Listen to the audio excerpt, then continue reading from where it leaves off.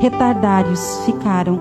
E Davi, porém, em 400 homens continuaram a perseguição, pois que 200 ficaram atrás, por não poderem, de cansados que já estavam, a passar o ribeiro de Besor. E acharam no campo um homem egípcio, e o trouxeram a Davi. E deram-lhe pão a comer, e deram-lhe a beber água, e deram-lhe também um pedaço de pasta de figo secos, e 2 cachos de pastas, e comeu. Recobrou, e então o alento, pois havia 3 dias e 3 noites que não comia pão, e nem bebia água. E então lhe perguntou Davi: de quem és tu, e de onde vens? E respondeu o moço egípcio: sou servo de um malequita, e o meu senhor me deixou aqui, porque adoeci há 3 dias. Nós temos um impeto contra o bando do sul e queretitas, e contra o território de Judá, e contra a banda do sul de Caleb. E pusemos fogo em Ziclag. E disse Davi: poderias, descendo, guiar-me a esse bando? E respondeu-lhes: jura-me por Deus que me não matarás e nem me entregarás nas mãos de meu senhor? E descerei e te guiarei a esse bando. E descendo, o guiou. E eis que estavam espalhados sobre todas as regiões, comendo, bebendo e fazendo festa por todo aquele grande despojo que tomara da terra dos filisteus e da terra de Judá. Feriu-os Davi desde o crepúsculo vespertino até a tarde do dia seguinte, e nenhum deles escapou, senão só 400 moços que, montados em camelos, fugiram. E assim Davi salvou tudo quanto haviam tomado os malequitas, e também salvou as suas 2 mulheres, e não lhes faltou coisa alguma, nem pequena, nem grande, nem filhos, nem filhas, nem despojo, nada do que lhes haviam tomado. Tudo Davi tornou a trazer. E também tomou Davi todas as ovelhas, gado, e o levaram diante de Davi, e diziam: este é o despojo de Davi. Amém, igreja? Só até aqui. Glória a Deus. Pode se assentar, igreja.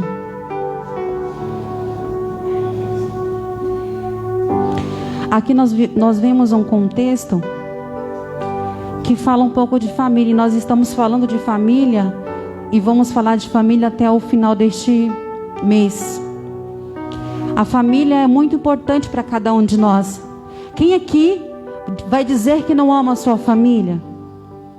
Porque a família, desde o início da fundação, quando Deus criou Adão, Deus restituiu a família, porque criou Eva, sua esposa, para que sua auxiliadora, para fazer, com que ele não ficasse só. E ali vieram os filhos e filhos e filhos dos seus filhos. Então o nosso Deus, Ele ama a família. Até mesmo em Gênesis, fala que antes mesmo que tudo fosse feito, nosso Senhor já existia. Nosso Senhor já estava lá. Jesus Cristo já estava lá com o Pai. Então ali já tinha um exemplo de família, E assim nas nossas vidas. Hoje nós nascemos, crescemos, ficamos jovens, casamos. E a nossa intenção é o quê? Montar uma família, Criar filhos, e que eles sejam bem-sucedidos, que eles estudem, tenham um bom caráter, e sejam pessoas em qual mais para frente nós vamos olhar e vamos dizer: esse é meu filho, a quem eu me orgulho. Como o Senhor nosso Deus olhou para o filho dele na cruz, disse: aquele é o meu filho, a quem eu me orgulho, a quem está dando a vida por cada um de nós. Então aqui fala de uma história de Davi. Ele tinha suas esposas, em qual as suas esposas e os seus filhos, eles foram raptados, eles foram sequestrados. Mas trazendo para os nossos dias de hoje, não é diferente. Nós só vivemos em tempos diferentes, mas as coisas acontecem da mesma forma. não sendo raptados, né, desta forma. Mas se nós prestarmos atenção, as nossas famílias, elas são raptadas todos os dias. E muitas das vezes nós estamos de olhos tampados e não conseguimos enxergar. Ou quando aceitamos o que está acontecendo, já é tarde demais. Os sequestradores hoje, nos dias de hoje, não está tão longe como Davi teve que andar quilômetros para poder alcançar aquele bando. Os sequestradores hoje estão dentro da nossa casa. Os sequestradores hoje, eles estão atingindo os nossos filhos, eles estão atingindo os nossos maridos, e muitas das vezes, quando nós não vigiamos, está alcançando a nós mesmos. E nós temos que vigiar todos os dias, em todo o tempo, até Jesus voltar. Mas como assim? Quem são esses sequestradores dentro da minha casa, que se lá só tem a minha família? Irmãos, hoje o sequestrador, ele é visível e ele é palpável aos teus filhos. Hoje não tem mais idade para se ter um celular, para se mexer no celular. Eu tenho por mim a minha, só tem 2 anos. Ela entra na internet, já coloca joguinhos lá que eu nem, às vezes, consigo entrar e colocar, ela coloca. Isso é uma porta aberta para que os sequestradores a prostituição, as drogas, a lascívia, a mentira, entre dentro das nossas casas e roube os nossos jovens, as nossas crianças. Nós temos que estar alerta o tempo inteiro. Então não muda, hoje em dia não muda. Os pais precisam e necessitam não só de trabalhar, eles precisam ser presentes na vida dos seus filhos, das suas esposas. Porque muitas das vezes, quando o filho tropeça, cai, aí muitas das vezes o pai passa, ou ele fica sabendo, porque pai sempre fica sabendo por último do que está acontecendo com os filhos, né? Pai nunca é o primeiro a saber, quer dizer, muitas das vezes ele finge, né? Que não está enxergando o que está acontecendo. E aí quando ele passa, vê o filho lá no funk, ou usando droga, ou encontra a droga no bolso lá desse jovem, sabe o que ele fala? Culpa da tua mãe. Culpa da tua mãe que não estava em casa e não prestou atenção no que você estava fazendo. É culpa da tua mãe que não estava dentro de casa e não viu a hora que você saía. É culpa da tua mãe porque ela viu as amizades com você estava andando e ela não foi lá e não te corrigiu. É culpa da tua mãe. Ou seja, a mulher nesse momento ela é a culpada. Só que a palavra do Senhor, ela diz: une a tua mulher e torna-se uma só carne. Então a responsabilidade dos filhos é só da mulher? Ou é dos dois? É dos dois. Então nós temos que abrir os olhos para que o que o mundo tem a oferecer. Uma coisa é certa: se teu filho está ficando até 1h da manhã no celular, alguma coisa de errado tem. Alguma coisa de errado tem. Porque 1h da manhã é hora de se estar dormindo. Não é verdade? Então te levante, ore e vai lá o que está acontecendo. Se necessário for, tome, né? Tome. Eu falo isso, irmãos, porque o maior exemplo, antes de eu vir aqui à frente falar qualquer coisa, tem que ser a minha vida, tem que ser a minha família. E se a minha vida e a minha família estiver pensando no que eu estiver trazendo, que o Senhor falou comigo, falou meu coração, então aí eu estou errando. Porque o Senhor falou comigo. Não, o Senhor falou comigo para me falar com a igreja, ou com quem estiver ouvindo, ou com quem for ouvir, mas nunca com os meus filhos. Os meus filhos, eles estão numa bolinha de cristal e eles não fazem essas coisas. Não. Os meus filhos são como os filhos de vocês, são como os filhos de quem está assistindo ou vai assistir. Os meus filhos são iguais. E eu fiquei me perguntando, tenho que vigiar. Tenho que vigiar. E tenho que agir, porque se a gente só vigia, não adianta não. O negócio tem que agir. Aí não adianta a gente falar assim, eu vou só orar. E a ação? Oração. E a ação? Corrija. Teu filho está chegando 1h, 2h da manhã, porque está vindo do trabalho. Mas ele sai do trabalho e chega essa hora, meia-noite, 1h. Não, procure saber com quem teu filho está andando. Procure corrigir o teu filho. Porque a palavra do Senhor, ela nos diz que nós devemos corrigir os nossos filhos, sim. Eu me recordo quando eu era criança, em que minha mãe, ela falava para mim e ela me corrigia severamente. E há de mim se eu falasse A. E um dia eu me lembro que eu falo essa história para Sara, às vezes, quando ela fica meio assim, rebeldezinha. Estou eu em casa e a minha mãe, ela falou assim, a gente comia peixe geralmente todo sábado. E ela falou para mim assim, vai lavar a louça. Eu lavei a louça, lavei de qualquer jeito. E ela foi beber a água, o copo grudento com cheiro de peixe. Aí ela falou assim, você vai lavar de novo porque você não lavou direito. Sabe o que eu falei para minha mãe? Caramba, mãe, eu nem consegui terminar de completar. Eu só senti a mão na minha boca. Ela me disse, eu sou a sua mãe, você me respeite. E o que eu estou te ensinando hoje, você vai ensinar para os teus filhos. Porque isso é ter respeito aos seus pais, ter educação. E jamais levante a voz para sua mãe. Porque eu não levantava para a minha. E eu entendi. Na hora, imagina. Nossa, minha mãe. Chorei, lavei a louça. E acho que eu lavei a louça com as lágrimas. Não foi nem com a água da torneira. De tanto que eu chorei. Passou um tempo. Aquilo até eu esqueci. Por um certo tempo. Mas quando os meus nasceram, em qual os meus também passaram a ser desobedientes, quando os meus passaram a responder, eu entendi o que minha mãe fez lá atrás. Peraí. Então a gente tem que impor limite, tem que ensinar. Isso é bíblico. Corrigir. Nós temos que corrigir os nossos filhos. E a palavra do Senhor diz que se tiver que corrigir com a vara da justiça, nós temos que corrigir.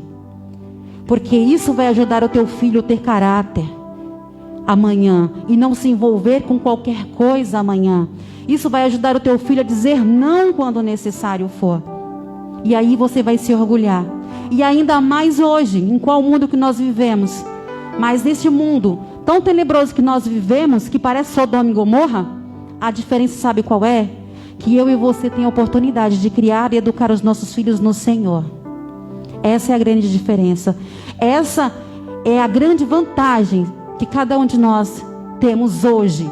É de criar e educar os nossos filhos no Senhor. Amém, igreja? Um pouquinho de lapada, né? Mas às vezes é necessário. Como foi para mim?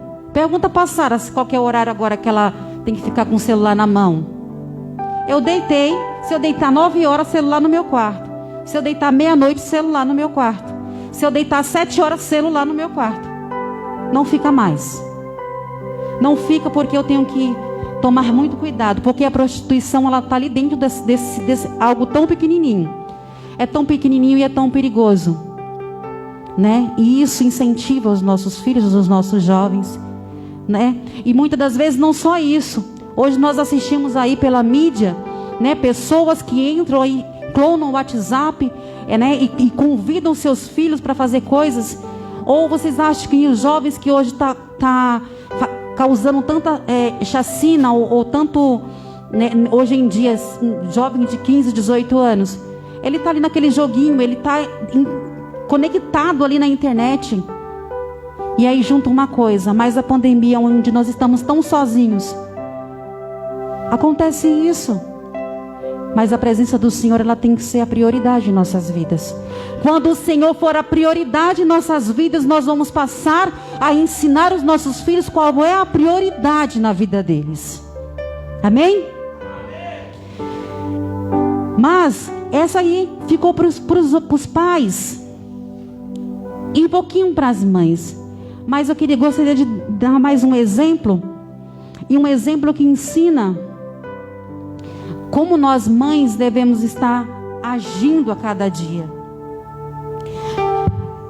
Em Deuteronômio capítulo 32. Deuteronômio capítulo 32. E a palavra do nosso Deus, ela é tão maravilhosa, que se ela colocou, se ela deixou como exemplo para as nossas vidas, é porque Ele saberia que hoje nós iríamos necessitar dessa palavra. Deuteronômio capítulo 32. diz assim, vou iniciar a leitura. Como a águia desperta a sua ninhada e voeja sobre os seus filhotes, estende as asas e tomando-os leva sobre elas. Assim, só o Senhor o guiou, e não havia com ele deuses estranhos. Somente até aqui, 11 e 12. Se o nosso Deus, Ele coloca como exemplo uma ave, a águia, eu vou falar um pouquinho que ela é ela era um animal muito protetor aos seus filhotes. Ela, quando ela tem os seus filhotes, ela fica dentro do seu ninho por 12 meses. Para que o predador não venha roubar os seus filhos ou devorar os seus filhotes. 12 meses ela fica ali dentro, alimentando e protegendo. 12 meses. E se o inimigo vier, e ainda tem mais, ela ainda faz o seu ninho no mais alto que ela puder. Para que os predadores não venham e não roubem os seus filhotes. E ali ela cuida, ela alimenta, ela protege num ninho quentinho. Não é diferente de nós. Quem aqui não quer que o seu filho seja cuidado, protegido, né? Em nossas casas quentinhas. E aí o devorador, ele vem e ele sequestra os nossos filhos, a mente dos nossos filhos. Ele rapta os nossos filhos e nós muitas das vezes não percebemos. Mas nós temos que estar atento e que esta palavra ela possa estar dando um estalo aí nas nossas mentes, porque não é tarde, não é tarde e nunca é tarde para nós estarmos ensinando e inculcando os nossos filhos. E que nós continuemos de joelhos a orar, que nós continuemos a perseverar pelos nossos filhos, porque a palavra do Senhor fala que o nosso filho é herança. E Ele nos dá para que nós possamos cuidar. E nós devemos cuidar bem, porque vai chegar um dia de devolvermos eles ao Senhor. E como nós vamos devolver os nossos filhos ao Senhor de qualquer jeito? Nós temos que devolver os nossos filhos ao Senhor, aonde o Senhor olhe e fale: esta foi uma mãe dedicada, fiel, e ensinou, e inculcou, e ensinou bem.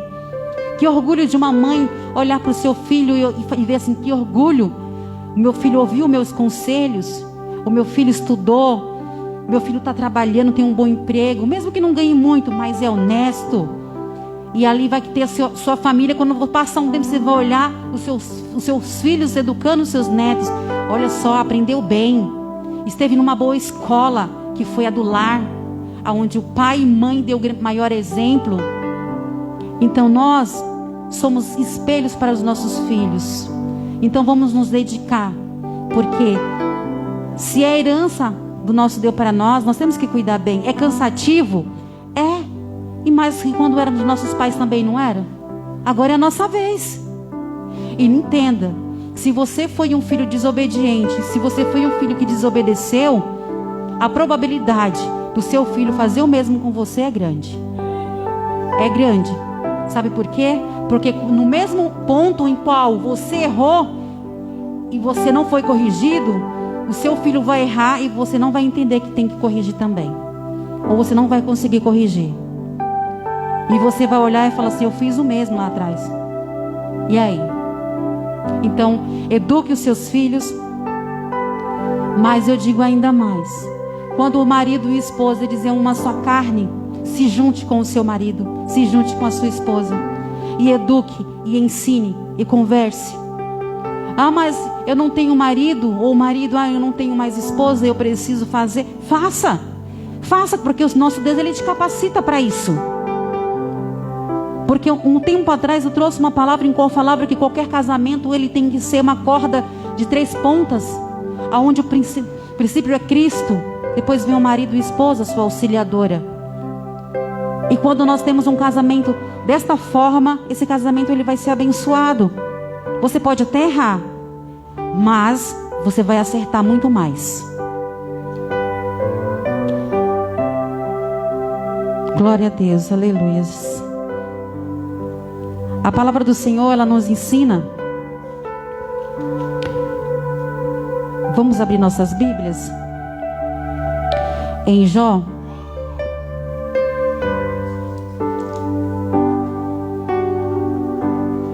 Isso.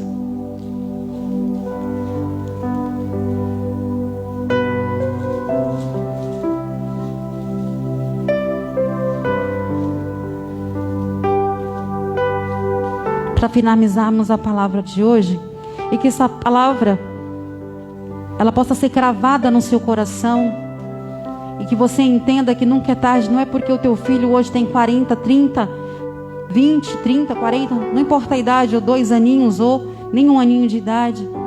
Nunca é tarde para que você possa fazer algo. Nunca é tarde. Mas lembre-se, não se contente somente com a oração, sem ação. Determine que a sua oração ela tem que vir com a ação.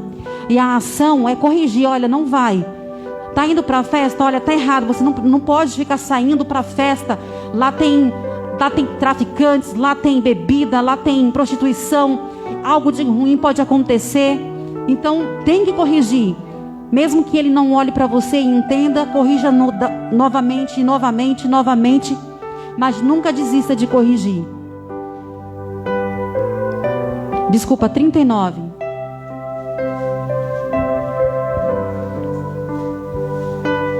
Diz assim a palavra do Senhor: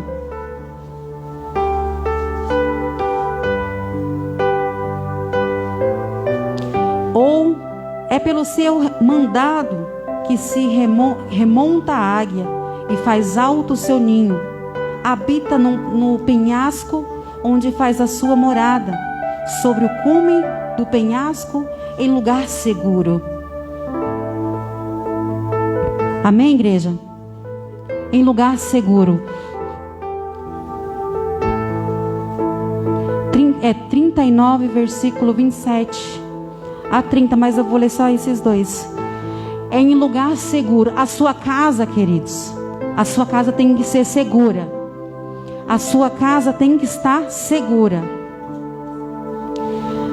Se a sua casa não for um lugar seguro, como aqui nesse versículo, a probabilidade de algo ruim acontecer é muito grande. A sua casa precisa e necessita ser um lar seguro. Mas o lar seguro é só de portas fechadas? Não. O lar seguro é aquele em qual o teu filho tem como exemplo um servo de Deus. O lar seguro é aquele em que o teu filho presencia você de joelhos, orando e clamando por ele. O lar seguro é aquele que o teu filho vê você louvando. O lar seguro é aquele que o teu filho vê você meditando na palavra. O lar seguro é aquele que o teu filho vê você corrigindo baseado na palavra. Esse é o lar seguro em qual o nosso Senhor nos ensina. O teu lar tem sido seguro? Se o teu lar não tem sido seguro, a partir de hoje, faça com que ele seja. Ação. Precisa de ação. E aí os teus filhos vão se libertar da prostituição, da lascívia. Os teus filhos vão se libertar do álcool, das drogas, da mentira, do roubo. Porque esse é um mundo que lá jaz o maligno. E ele vem para roubar, matar e destruir. Amém?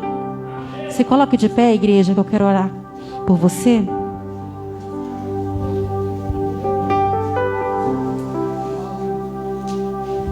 Glória a Deus, aleluia. Deus maravilhoso. Deus que nos ensina, que nos ama, que nos dá a sua justiça gratuitamente. A graça gratuitamente, a sua justiça sobre nós em todo o tempo. O Deus que nos ama.